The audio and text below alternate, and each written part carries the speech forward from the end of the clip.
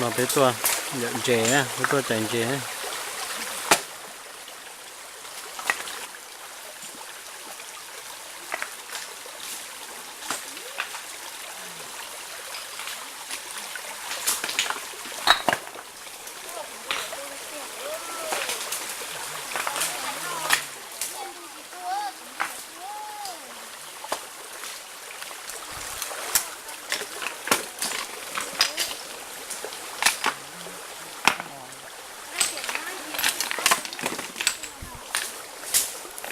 nó nào cho quá chị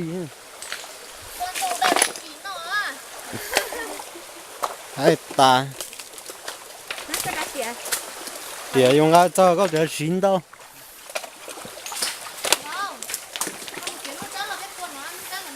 đây ít tiền là chỉ to chỉ to ô cái chân chế lo chở nó đen lo chở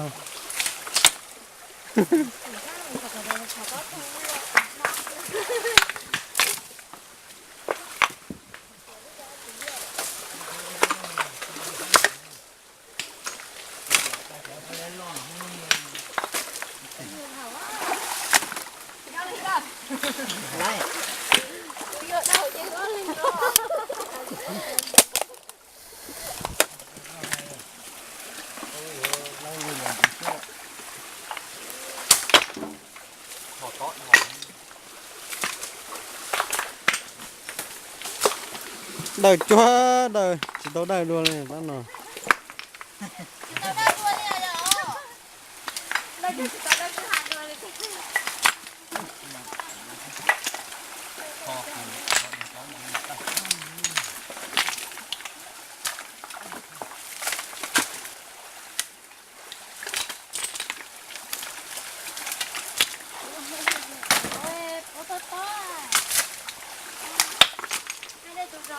chỉ tao to kêu đâu tiêu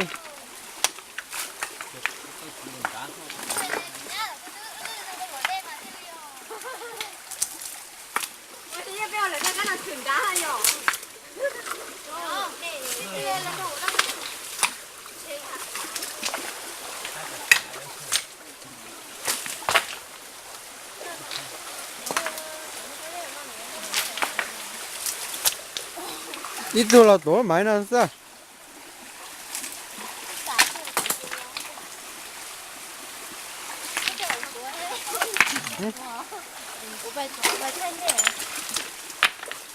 còn lúc nào ha đến tu à em có tư có quay đâu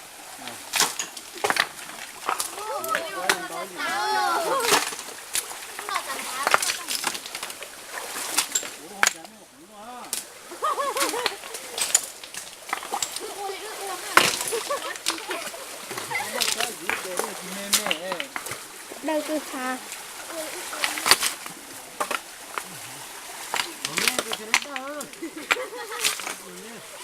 đây phải có để đấy lấy đây là nó có to hơn đây số đầu đây thì to thì đấy chính là nó to bé to rồi kìa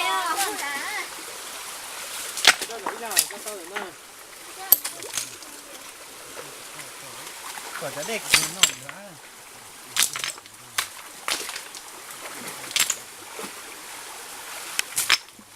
vô đầm lá nào coi à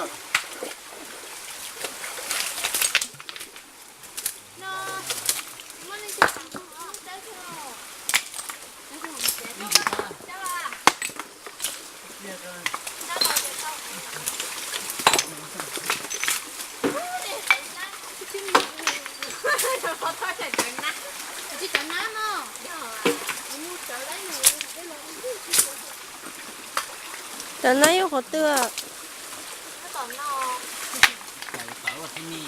cho bé một sai tận nó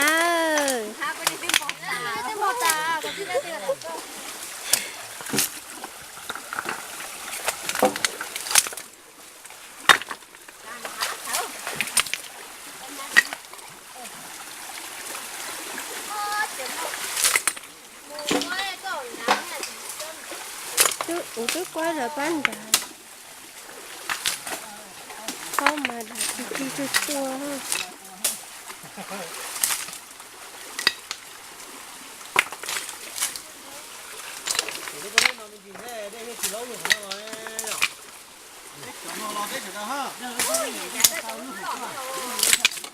số ban nhỏ mà thế này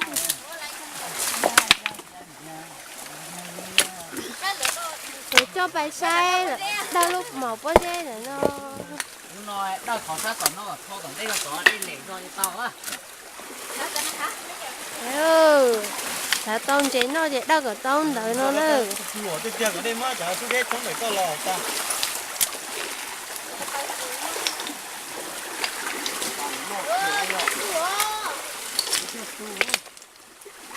chém một trái hay đấy nè ở trong chém ra đỉnh nhé cho nó còn mấy phải tiền đó cho lắm nó cái nặng này giá bên nào giá cái gì à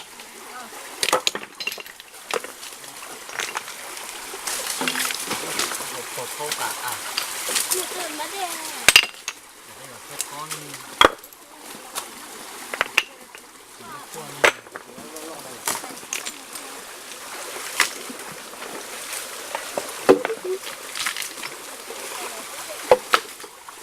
nên chỉ đau bao giấy này rồi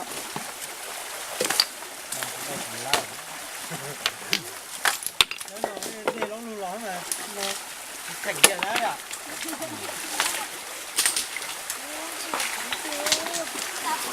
hôm nay có mẹ thì họ không có lái không có tao không đau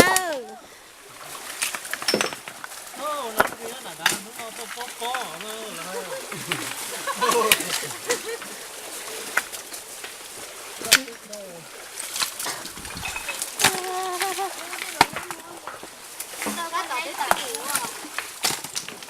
bây giờ tua mũi luôn sao mà không để tao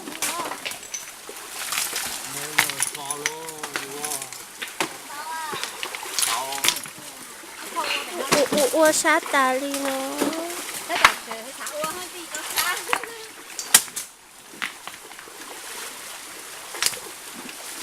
có từ đó xuống ghé cà là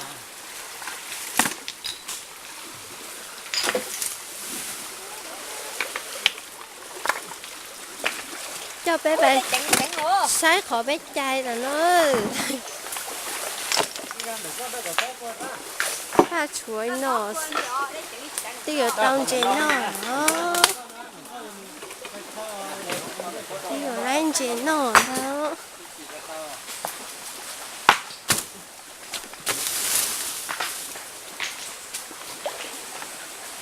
nó sẽ cháu là qua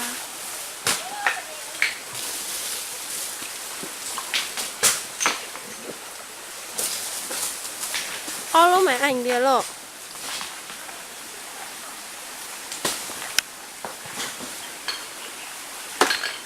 nơi tròn là nó mua bạn để mà lo đi lò sao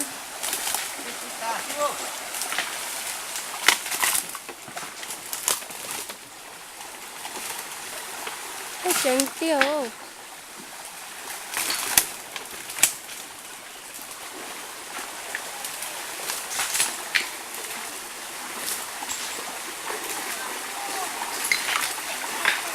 đây rồi gì không à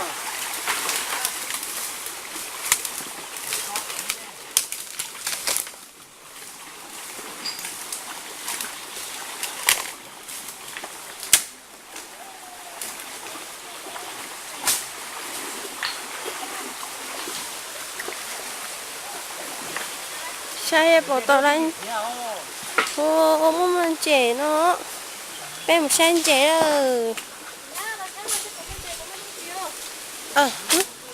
có bộ ô luôn nè em nói tôi cho tôm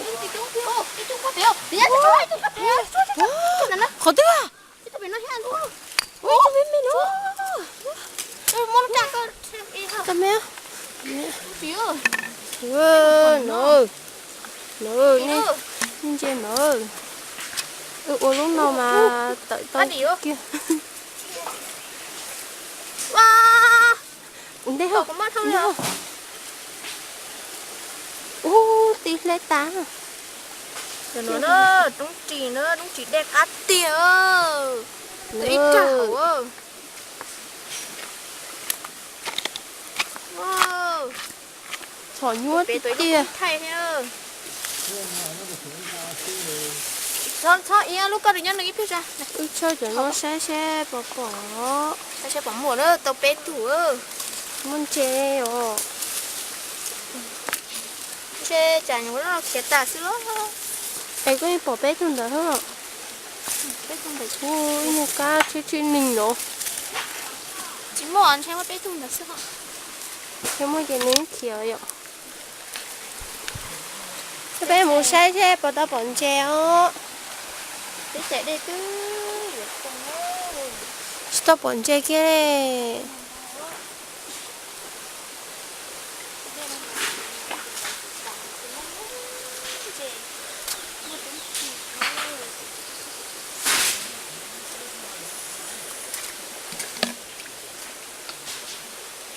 xe giờ chỉ bỏ ít thùng chè cái ly tôi chạy họ nói họ bé chạy ó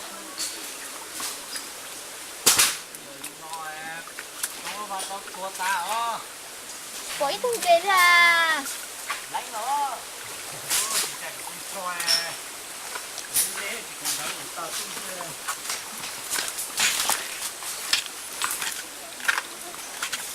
자, 또 고모요 또요.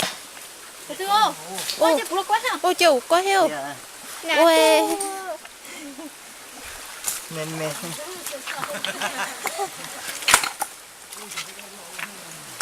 자, 집 bỏ 리 lỡ. phải nhiều quá trong cái xe chẳng mong chàng chè chạy đi tạm chàng chè thì chạy đi ngon đó bây giờ hiện tại chàng chè nó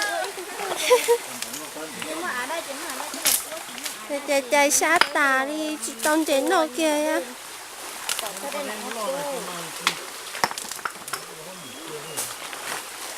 Nó ở đây sau của chè chè con đá đó yo à chị mô cha tà ấy. lá gì vậy Lấy bé tụi mình mẹ.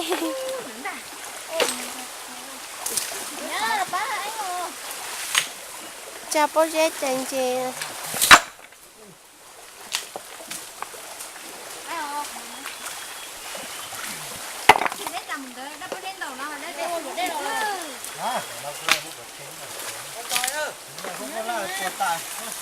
những người sát hậu á những người sát hậu qua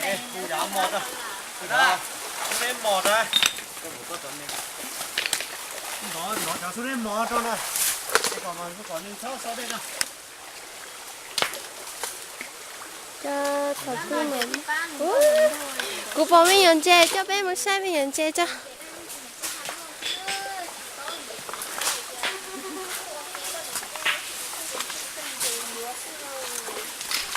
Sai mấy nhận chè nữa. Lên đâu bắt ta cũng tức bỏ ta xí cho nó được bỏ.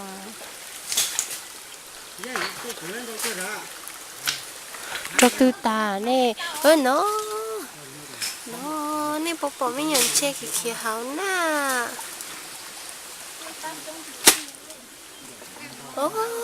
Nhưng không mấy nhận chè nó vậy. Mấy nhận chè.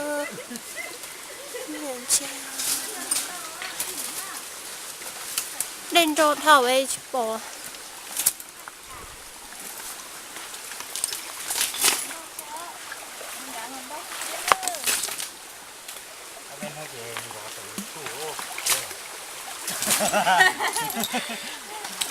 xe lỡ tôi sai tới chỗ YouTube mình chơi là xe thằng bút kia xe sát hại lo để nó ít phát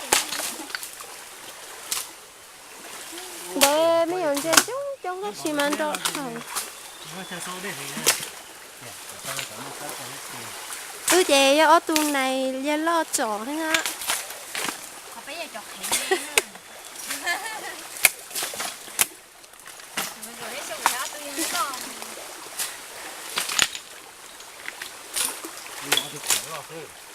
nè tôi lo bây giờ chọc lạnh nè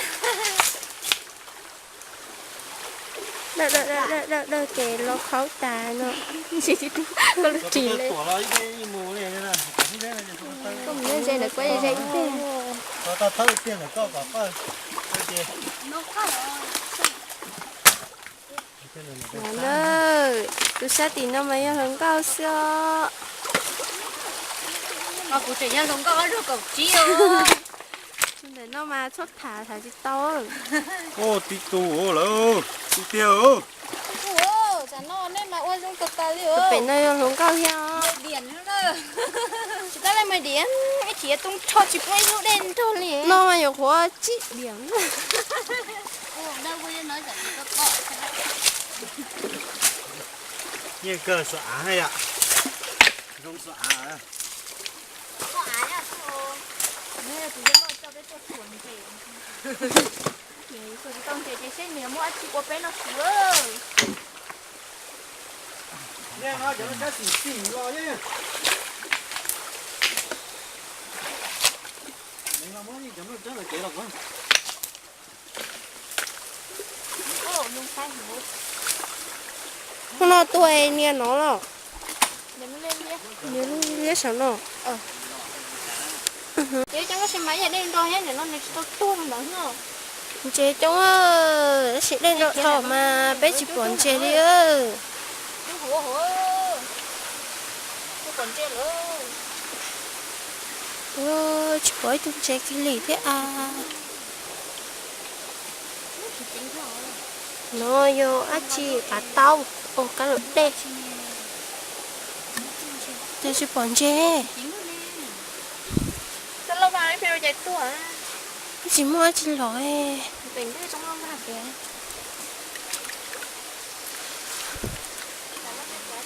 ô treo lỡ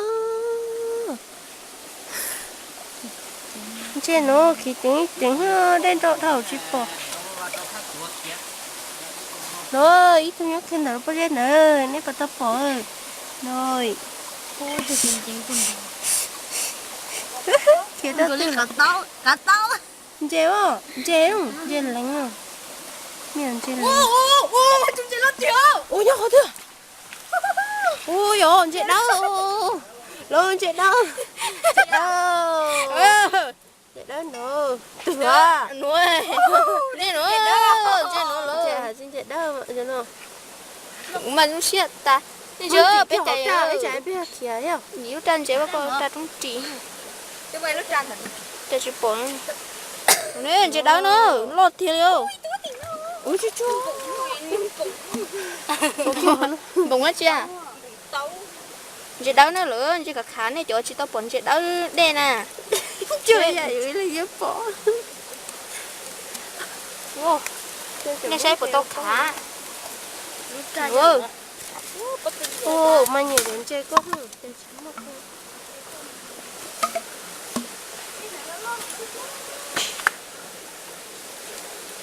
hả tao cho ta luôn thiê hay hành đi cho ta mất tranh cho tôi thì kia ta hỏi Peru cha xe Peru cha xe lại bảo tao đâu ơi ô不好吃啊ô chú chú lo thì nha chú xe nữa tụi nó cao ở trên này nó mà nó cao xưa non cho lăn trẻ ấy tung chết đâu không treo nồi rồi nhóc kia nữa uống cho trà nữa nè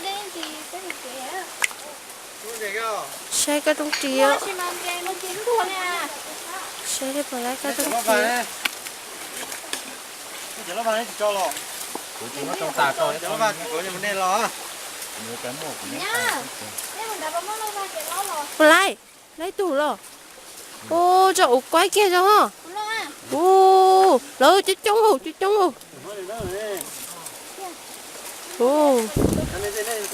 ô ít tôi mới nhận chơi ở bóng đi kìa ô cho từ ấy phúc học ô nên đi học tra học ô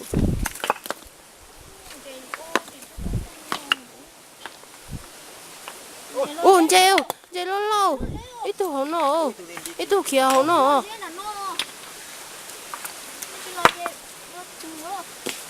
ô sao cái cho bỏ mà này đấy tung trên nó à Con để lại đâu? ta lấy là mình mua này Số trên trên làm đây. Rồi trên tre rồi này. quá ta trao Mẹ ý kia kia đi. Thôi chào anh đấy. Rất nhiều rồi lo chuyện nó. Ô, tụi ô, nó kìa tụi nó ô, chú chú. Kia thì có. Kia quá. Khía lọ. Khía lọ. Từ ồ. Từ ồ. ra Chị bỏ à.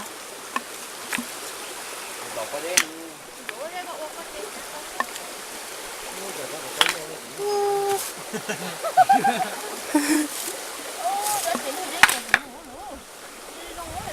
Châu tử nè.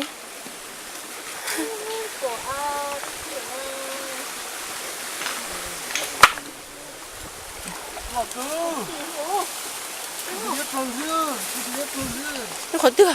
Chữ thay cho. Chữ thay cho. Châu tử. Rồi.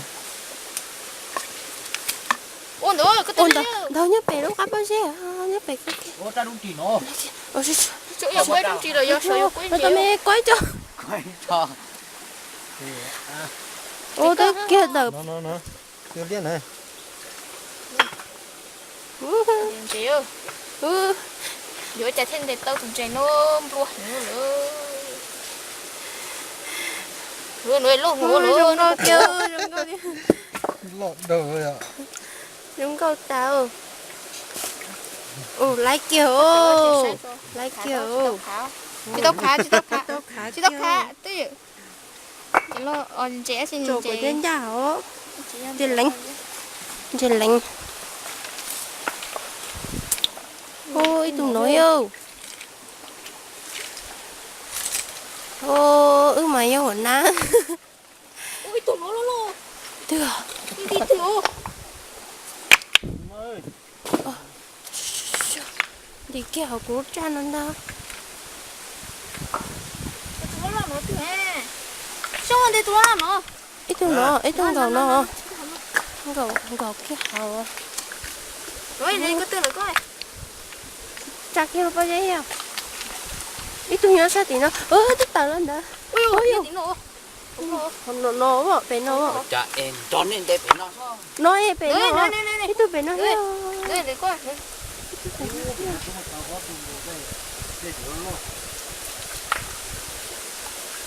chả non để tông chỉ liu lại sai cho sai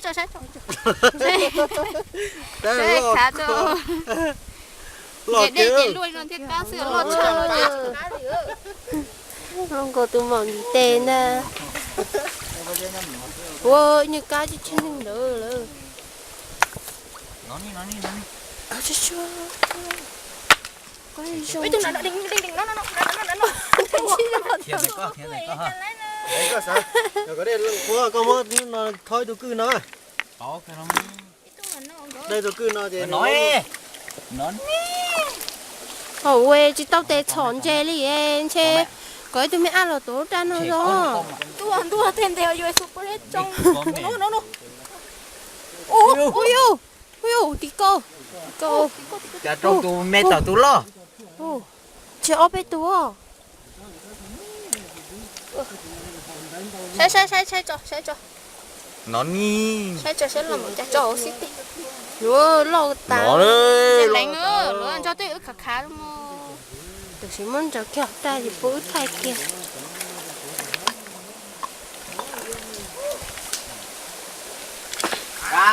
Mấy con coi chứ.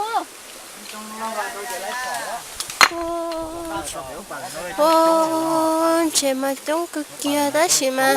nó lo xả Thế chị tao tê chó ha. Thế khôn cầu cho bạn. Ôi chị trong nó là chị trong nó là. Này có câu chua.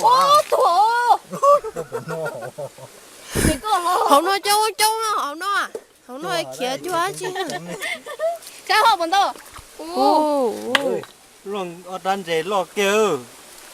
Kia hỏi họ lúc cấp bao nhiêu nữa. Lúc này trở nên tao ấy. Chung kia họ lúc bạn nó. Ba về nói. Lúc bạn nói nên tao mà. Chung. Chung. Nói là tụi ta của anh nữa. ít tung Nó bé nó. ô phải sang chết đó cho nên phải sang chết đó đó sang chết đó ô tao mê quá kia kìa Chị đã lột tao. sao Sao? ô Sai cả khám mà tới chị khá kìa. ôi ô Sai cả khá chả cái gì tốt chưa? tụ chia ấy Tổng ô ở bên tung chết đó không nó à nếu bỏ nó bên mà kinh đèn chơi tạt tà liêu ít để cho quay qua tránh thì cho tan quay cái nó mất tôi rồi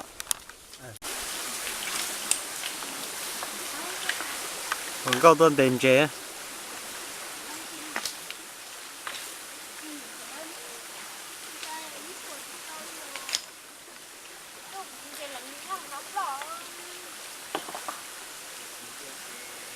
Ê, trời ơi, hay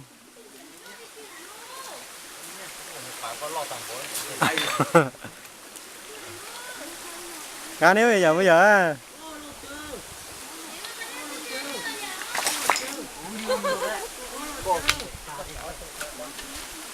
đâu nó con gì đâu tao ở đâu Chị lần bỏ ra. để tin chết đã lột chưa giờ lột rồi kia rồi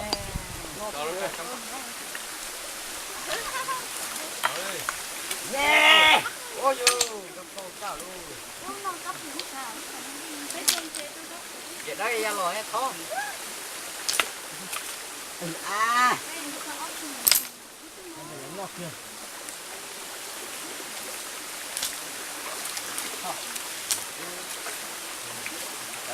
Đây rồi, tao này chọn chè với bà trẻ, chọn chè đến chọn đeo.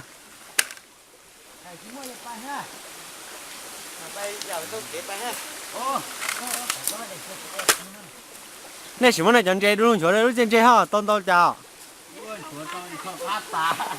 Ủa nó tốt Lúc tôn đấy nè đi à. Chỗ chết to cha. Ôi giờ em không biết mà đi nha. Giờ em không biết mà đi qua. Mình đâu chỉ rằng rõ như tụi. Đi chọn chè đó nên ta phải coi như nào lọt kia.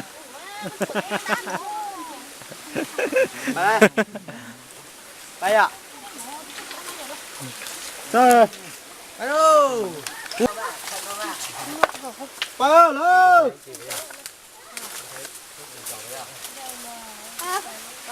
chả đau luôn đi nhưng nó có nhiều tao là nó có cái lo gì cả chứ gà nó có cầm sao chứ sợ những gà nhưng mà tôi lo à nó cũng mình chè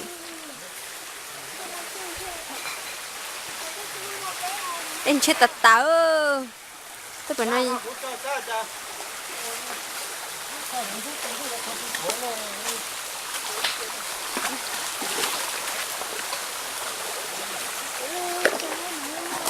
ê cụ tôi sợ đã rút đi hết này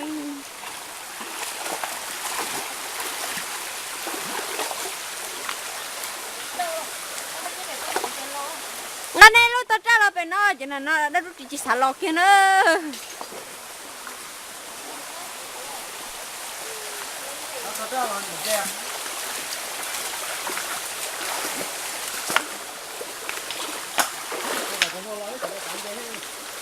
lo về nó đang chưa bên mùa Dạ.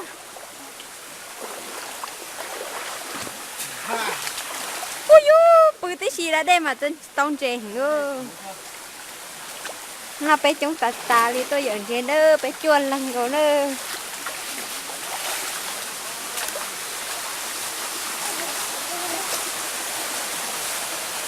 ra nó ra loa lấy về à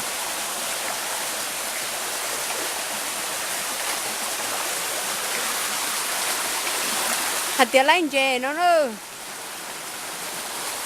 con đầu kia xuống như đó con đầu kia nó là tôi sơn về là Tôi cho nhau không? dạ đủ tôi nhận đâu kia cái gì Tôi có tiếng à? dạ Tôi tiếng. con đã có tên đã ô đây tôi chưa hả kia ơi Ôi, Đấy tôi chưa. tôi có chưa. lúc mà ta xuống Ôi yo. Ô, chịu tiêu luôn. Vậy luôn. mama Nha.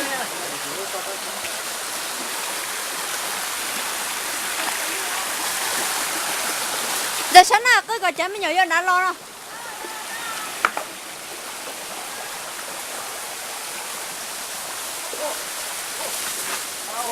Nào. Nào lo. Lo đó chỉ lo ná nhá bé đó. nó luôn thì tết Ừ. tết sao rồi nó tìm được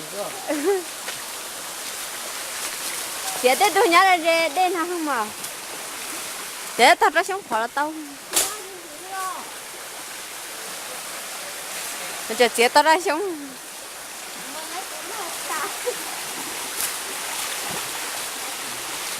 Bên đây tao cá chư hết nữa. Ui, tụi cá chư quá hàng ta. Có phải cá chưa? Trời ơi, mình tỏ quá.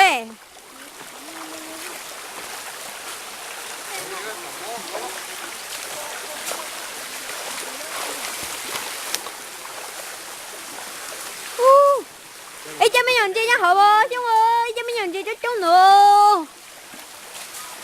Ô, mấy nhọn chơi cho chú nữa.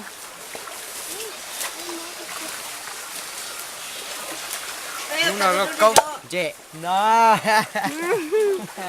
để tao kia của nó có mà cả Nó nãy chào cô bông không, bị cắt chưa? Không nằm tao kìa. Mình chạy đâu? Mấy này sẽ không cần lo. Lọ.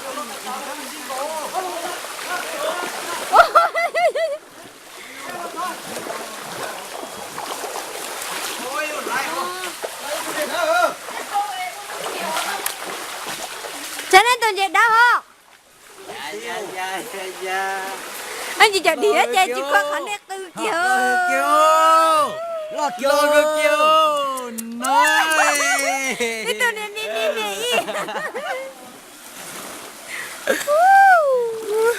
Rồi tao ấy. Ôi, niềm bóng ấy.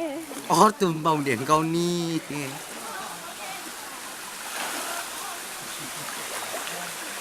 Bị cháu tạch. Ôi.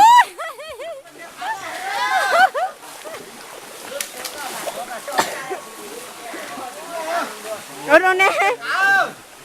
ăn lo hết thôi để không đi nha có một thua thì ăn thua nhá Trời, cái tuần dệt cả hả? Ô, lo tạch tao ơi, hiểu không? Ui, lo tạch tao ơi. Ôi, tụi nó hư. nó ra cái chết Nó ra cái tối đấy. Nếu có người sẽ không thì Họ nó bắt đây to mà hả?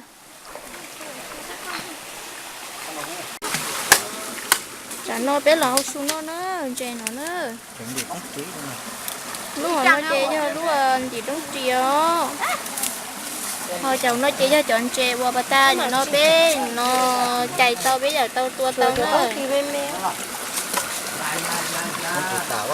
Nó kỳ nhau lúc ra hả? Nó khơi gì hổ.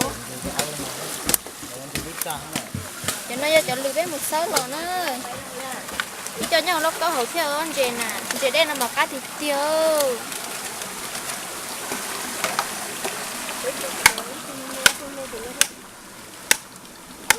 Chơi kìa chứ.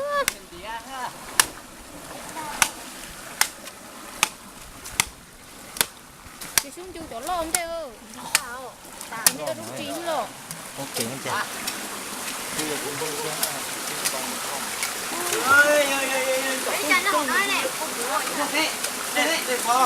nhưng một quấy chè nếu cứ ta chi nhưng mà nó đấu ra nếu cứ nhưng mà nó đấu ra Luôn mẹ thì chị cứ tạ cái nhỏ lo cho thấy nhỏ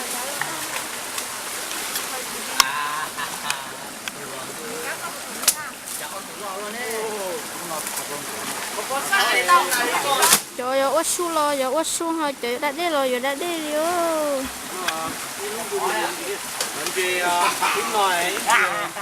tiếng nói đầu tư là xíu mà mất cho ha đi luôn à đi lưu tạ đi lưu tạ rồi có là như mấy nó chẳng tiền nó nhân du giờ mất trong tí to cá vấn đề to ha đúng trình trên dung chế xong ít ta mà thì giờ đấy nó tốt nè rồi du chợ lư nè chợ lư riêng ha có đặt tổ à tổ con ha lười hết chút gì à du cái tạt ra du tạt ra nó ha cá có còn đấy thì nó thế này mà chủ nhỉ nhé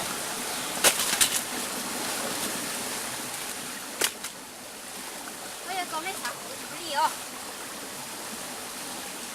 mới nói thuộc kiểu ta đi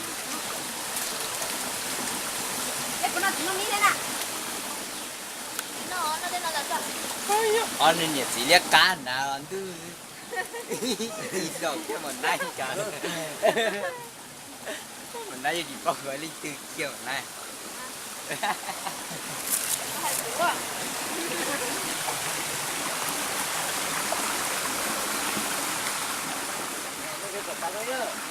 con này bỏ lọ tua ha con canh từ lúc bỏ tao giả tua nha trời giật trái có là gì chờ lừa với lò bên đó thơ tra nó thơ tra thằng đá nó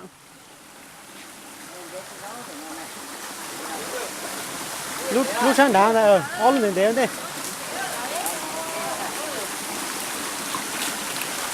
đấy sao đậu chỗ đây cho nó không có xe sao bé rồi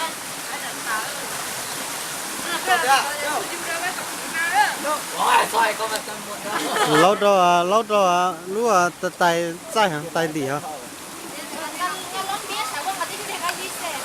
không bia vậy lâu rồi lúc tay gì hả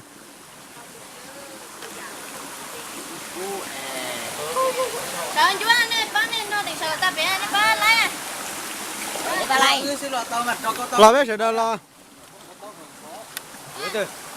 giữ tay lo rồi nó là có bên mình chú anh chỉ báo kìa nó tay lắm tại đây nha mẹ á nó chè có phải có một con à đen mẹ ơi nó cho giờ nó không nên chỉ còn nên một tớ tỏ hồng con đấy nha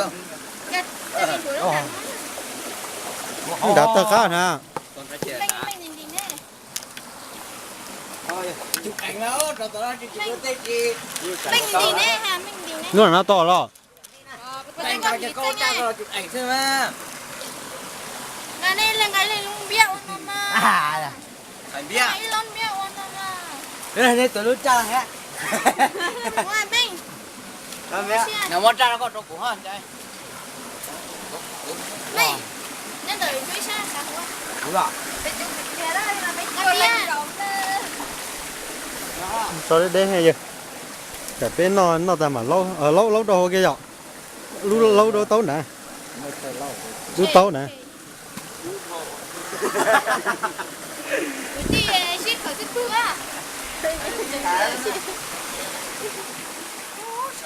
chè chia mà cơ cái sao có gì